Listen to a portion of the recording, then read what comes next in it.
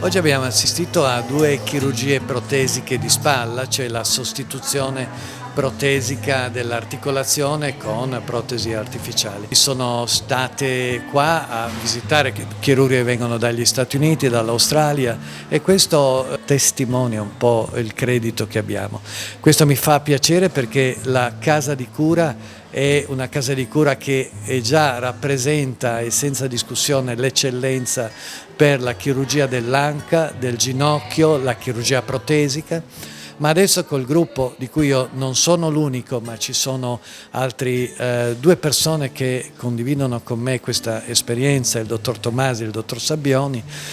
questo gruppo adesso è forte anche di un'esperienza di chirurgia articolare della spalla, chirurgia protesica e chirurgia artroscopica. La protesi va a sostituire l'articolazione che è danneggiata dal tempo, dall'usura, dai traumi, dagli eventi della vita, e questa è per la protesi anatomica, cioè per la protesi che ripete la nostra fisionomia interna.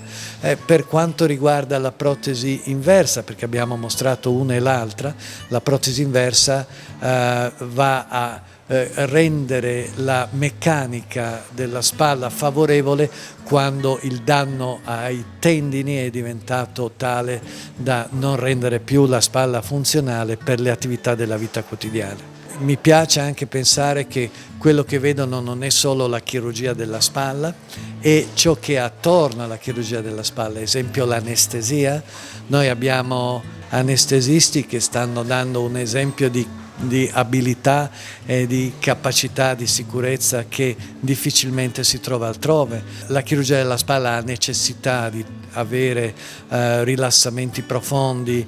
necessità di avere ipotensioni, cioè la pressione sanguigna bassa per evitare sanguinamenti, cose che richiedono particolari di tecnica che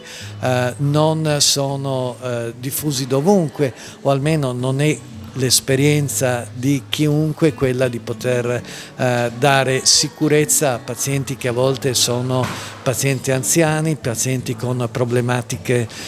vascolari, cardiache, e che comunque arrivano in questa casa di cura a poter fare interventi importanti e con estrema sicurezza.